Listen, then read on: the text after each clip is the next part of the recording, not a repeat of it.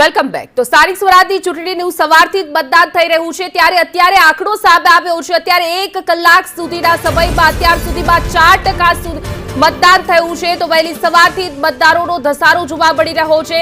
રાજકીય દિગ્ગજ નેતાઓ પણ જે છે તે મતદાન કરી રહ્યા છે ત્યારે સંદેશ ન્યૂઝ પર સતત અપીલ કરી રહ્યું છે પોતાના અધિકારનો ઉપયોગ કરો, મતદાન કરો, તમારું ભવિષ્ય નક્કી કરો અને સાથે જ અત્યાર સુધીમાં 4% જેટલું મતદાન નોંધાયું છે।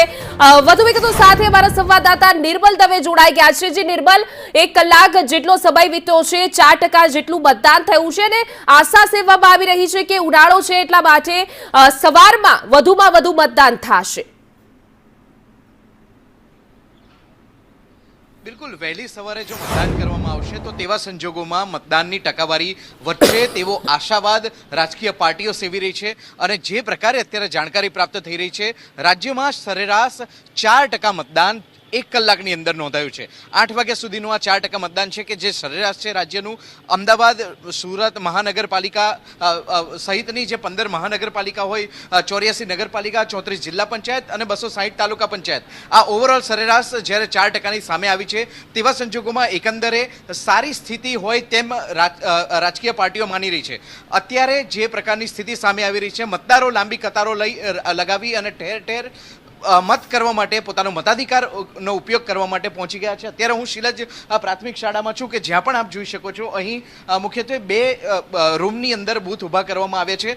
ખાસ વાત એ તમને કરી દઉં કે મુખ્યમંત્રી ભૂપેન્દ્ર પટેલ પણ આ જ શાળાની અંદર મતદાન કરવાના છે અને અહીં પણ મતદારો વહેલી સવારથી જ મતદાન કરવા માટે પહોંચી ગયા છે। કેટલાક લોકો પ્રસંગમાંથી બારોબાર અહીં આવ્યા છે તો કેટલાક લોકો અહીં લાંબી કતાર લગાવી અને પછી મતદાન ક્યારે પૂરું થાય, તેમનો મતદાનનો વારો ક્યારે પૂરો થાય તેની રાહ જોઈ રહ્યા છે। વૃદ્ધો હોય કે પછી અશક્ત લોકો હોય, પોલીસ પણ તેમની વહારે આવતી હોય તેવા પણ દ્રશ્યો અહીં શિલજ પ્રાથમિક શાળા ખાતે જોવા મળ્યા છે। મતદાનની ટકાવારી જે રીતે અત્યારે જોવા મળી રહી છે તેના પરથી રાજકીય પાર્ટીઓ આશાવાદ સેવી રહી છે કે વહેલી સવાર એટલે કે 11 વાગ્યાથી 12 વાગ્યાની વચ્ચે મતદાનની ટકાવારી સરેરાશ વધારે થઈ શકે છે તે પ્રકારની તેમની આશા છે। પરંતુ જેમ જેમ ગરમીનો પારો વધતો જશે તેમ તેમ ચેલેન્જ રાજકીય પાર્ટીઓ માટે ઊભી થશે કે કેવી રીતે મતદારોને અહીં મતદાન મથક સુધી લાવવા। જી બિલકુલ નિર્મલ, અમારી સાથે જોડાવા સમગ્ર માહિતી આપવા બદલ આપનો આભાર।